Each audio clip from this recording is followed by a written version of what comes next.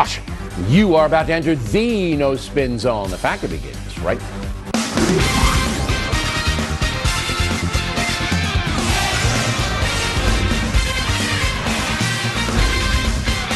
Hi, I'm Bill O'Reilly. Thanks for watching this special edition of The Factor, where we will share with you some of the most memorable segments from the past few months. We start things off tonight with our pal Bernie Goldberg and some of his best moments on The Factor. So, I don't want to pick on Mr. Gregory, but obviously a leading question, and he throws his opinion in, well, the president can't do very much about the economy, and I think most people disagree with that. Roll it. Presidents can really affect foreign policy. Those are where the leadership moments are made. He can't do a whole lot about the economy right now, but he can certainly make a case about leadership around the world. But does it carry on into a campaign? Oh, of course it does. I mean, if he has success in this Iraq pullback, it will be very helpful to him. But I do think presidents can do something about economies. Going forward, do you see the same amount of enthusiasm by the establishment media toward President Obama? Well, the media can't possibly be as enthusiastic this time around as they were last time around. I think that's a physical impossibility. I mean, if they slobber all over him as much this time as they did last time, the media and the president would have to get a room. But if the question is, will they be as enthusiastic, or not as, but enthusiastic again, I think the answer is yes. Look, 4 years ago, they picked up their pom-poms, the media did, and put on their short skirts, and they went and cheered him because Barack Obama was not Al Gore or John Kerry or Michael Dukakis or one of those guys. He was a historic figure, and they fell madly in love with him, Bill. And it isn't easy, once you fall madly in love with somebody, to just a few years later fall out of love with that person. Look, the best indicator of how somebody's going to act in the future is how they've acted in the past. And I think based on that, the media, once Obama is facing a real opponent, will do what they've done in the past, and they will be enthusiastic for him again. So the form that it's going to take, Bill, you're not going to see Brian Williams go on the air and say, vote for Barack Obama and don't vote for his idiot opponent. It's never like that. What you're going to see when you hear David Gregory, I'll give you two examples. David Gregory goes on, as you heard in that soundbite, and I want to get the exact words, and says, Barack Obama, referring to him, he can't do a whole lot about the economy right now. Well, that's not true. He can. He can change energy policy, which would produce hundreds of thousands of jobs.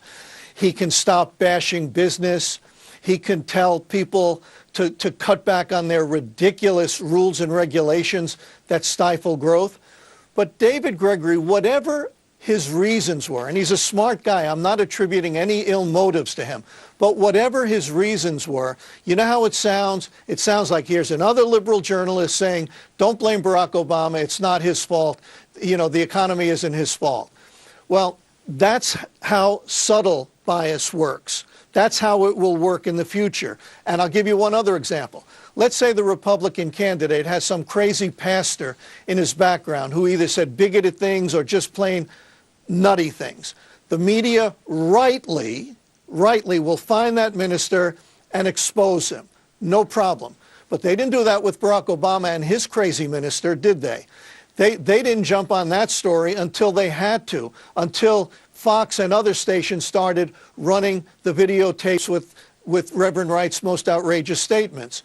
So that's how the bias is going to work this time around. It won't be blatant. It'll be subtle. A lot of times the audience won't even catch it, but it'll be out there. All right, because that will be a theme for the president trying to convince people to vote for him, is that look, the economy's not my fault. I inherited this, and we did the right moves. We made the right moves. Already said that. And if we hadn't made them, we'd be in 1929 and all of that. And then look at this, and they'll find something to, tick up. Well, this is doing. And I agree with you. I expect the media to seize on all of that and try to put it in the most gentle light possible rather than scrutinizing, the record, which is fairly dismal. And that will be the form of the bias in the campaign. Yes.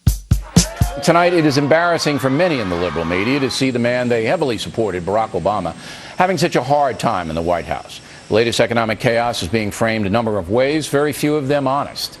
So I hear you're a little angry about some of the reportage.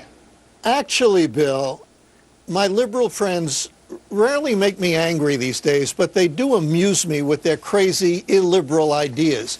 Here's the latest one. The other day, Paul Krugman in the New York Times said there was too much balance in hard news stories about the economy and about politics.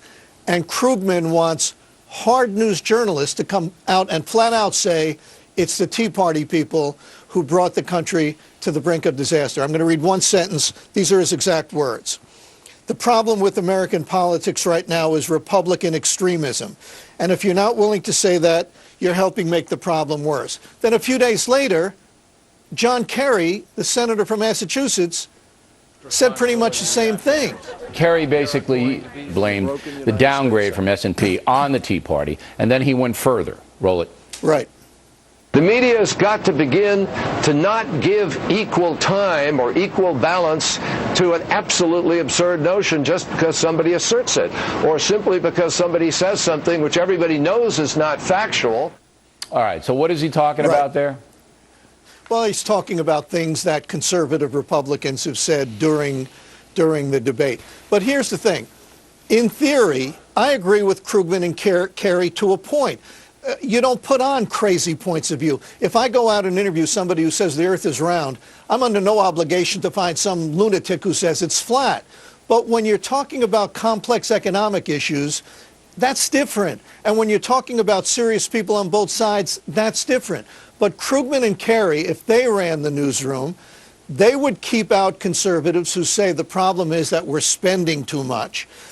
If I ran the newsroom under their crazy dictatorial ideas, I would keep out liberals who said we have to borrow more money from China so we could spend more money, and while we're at it, let's raise taxes on the rich. Bill, this isn't about making journalism more responsible. This is about two liberal authoritarians who think they have a pipeline to the truth, who think they know better than anybody else what's right and what's wrong. And you know what? They pretty much want only their side. But that's always the totalitarian left has always done that.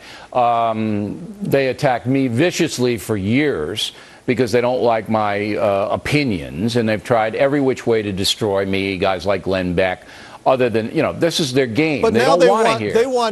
But now they want hard news, not to report. Beat reporters. Right. Yeah, just don't only report giving those the Tea Party side, people. only giving the responsible side, and they'll decide who's responsible.